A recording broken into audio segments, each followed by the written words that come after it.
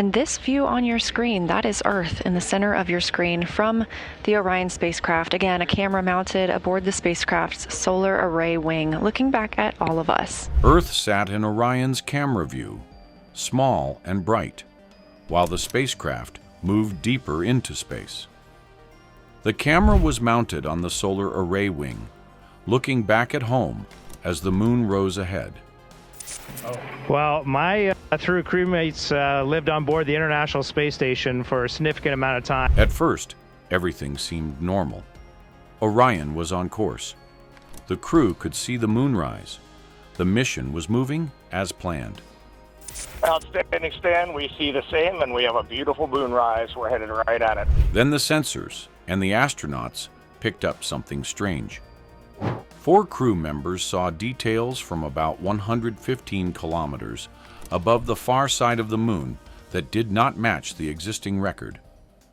They logged what they saw in real time, checked each other's observations, and recorded the coordinates. Later, when engineers compared those reports with 5 decades of satellite data, they could not find a clean match.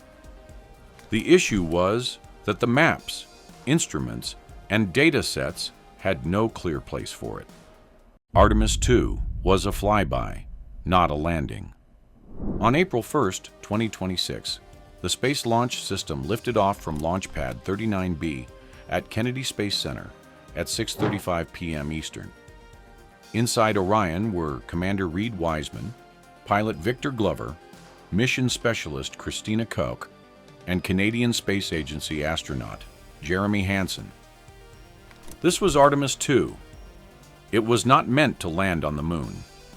It was a crude loop around it, using a free return trajectory to swing around the far side and come back to Earth. The mission was supposed to prove Orion could carry humans safely around the moon. But it also became something else. It became the first time in 53 years that human eyes directly checked the moon from that close. Why machine data can miss things. Since Apollo 17 left the lunar surface in December 1972, almost everything we know about the moon has come from machines. NASA's Lunar Reconnaissance Orbiter mapped the surface in high resolution. China's Chang'e missions and Japan's Kaguya spacecraft added spectral and reflected light data. Together, they gave scientists a massive record of the lunar surface. Their sensors are programmed before launch. Their spectral ranges are chosen in advance.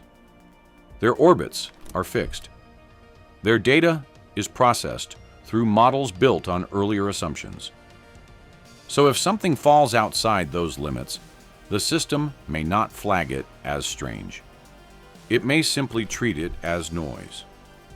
But a trained observer can notice subtle color shifts, shadow changes, and surface details that a preset instrument might smooth away. This matters most when sunlight hits the surface from a low angle. Low sunlight creates long shadows. It pulls detail out of terrain that can look flat from overhead. That was the light Orion entered on April 6, 2026. For 7 hours, Artemis II was not just flying past the moon. It was testing 53 years of machine-built lunar data. A record distance, but with a different purpose. At 1:57 p.m. on April 6th, Jeremy Hansen read the number from Orion's panel. 252,756 miles from Earth.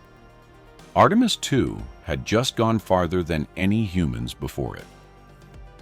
The old record belonged to Apollo 13, which reached about 248,655 miles in April 1970. But Apollo 13 was not observing the moon. It was surviving. After an oxygen tank exploded, the crew used the lunar module Aquarius as a lifeboat, and every decision became about getting home. Artemis II was different. The spacecraft was healthy. The crew had a clear job: observe 35 selected targets, record times, log coordinates, and compare what they saw. So this was the first time humans had traveled that far, with the ability to properly study the moon. And Orion's view was unique. LRO usually observes from about 50 kilometers above the surface. Chang'e 4 was fixed in one far-side location. Kaguya ended in 2009. None of them had Orion's exact altitude, angle, and lighting. So when the crew looked out the window, there was no perfect reference data set for what they were seeing. Colors that should not have been there. The crew began working through 35 observation targets, each with existing spectral references. The view from Orion was supposed to match the instrument record. It did not. Over Mare Orientale, Christina Koch saw silver-looking ejecta and color gradients that did not match known mineral signatures. Then, over the South Pole Aitken Basin, Victor Glover saw a faint green hue across a surface that was not supposed to show it. Koch checked and confirmed the same color. The strangest part came over the Von Karman Highlands, one of the better-studied far-side regions. All 4 crew members saw olive and pale green swirls across the gray-white regolith. Houston compared the reports with existing maps. No match. Then Orion passed behind the moon, and the signal disappeared. 40 minutes behind the moon. As Orion moved behind the moon, its antennas lost contact with NASA's Deep Space Network. The moon blocked the signal from reaching Goldstone, Madrid, and Canberra. The blackout lasted 40 minutes. That was expected. Radio signals cannot pass through the moon. But during that silence, the crew kept seeing more anomalies. Earth could not confirm them live. No ground system could compare with them in real time. The astronauts were alone with the surface moving beneath them. LRO was still collecting data, but it did not see the way Orion did. Its job is to build consistent global maps, so its systems normalize data. That means variations caused by changing light can be reduced, smoothed, or removed. That helps create clean maps, but it can also erase subtle color changes under low-angle light. During the blackout, the color variations increased. The crew kept logging everything: times, coordinates, descriptions, and cross-checks. For 40 minutes, 4 humans were the only direct witnesses. 4 impacts no other system saw. When contact returned, the crew reported something else.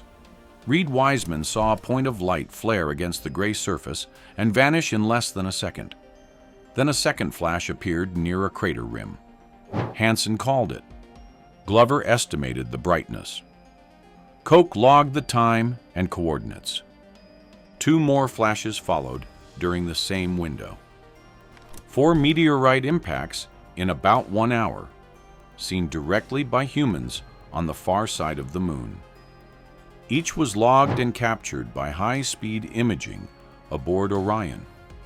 But no other system saw them because LRO does not watch the entire far side continuously. It detects new craters by comparing images of the same region taken at different times. Ground telescopes can catch some impact flashes on the visible side, but not on the far side. During that hour, no imaging pass was scheduled over those exact regions. So the impacts were not missed because they were too small.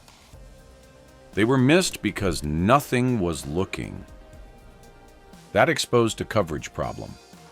Far-side impact monitoring depends heavily on orbital schedules. If something happens between passes, it can disappear from the record. The eclipse only Orion could see. At 8:35 p.m. on April 6th, the sun moved behind the edge of the moon from Orion's view. The crew watched a total solar eclipse that nobody on Earth could see. The corona spread around the dark lunar disk, but that was not the part that surprised them most. The lunar surface should have gone dark. It did not. A weak light still touched the ground. That light was Earthshine. Sunlight reflected from Earth's oceans, clouds, and continents, traveling nearly 400,000 kilometers to the Moon and reflecting back toward Orion. Surprisingly, the lunar surface looked under it, from 115 kilometers above during totality. The crew described a soft blue-white haze over the cratered surface. Under that weak light, the regolith showed subtle color variations absent from existing spectral maps. But the problem was that the right data set did not exist. LRO's sensors are calibrated for direct solar illumination. Earthshine is about 10,000 times weaker than direct sunlight. Under those conditions, the reflected signal can fall near or below what the sensors can meaningfully capture. So when Earthshine became the main light source, Orion saw the Moon under conditions that standard observation plans had not prioritized.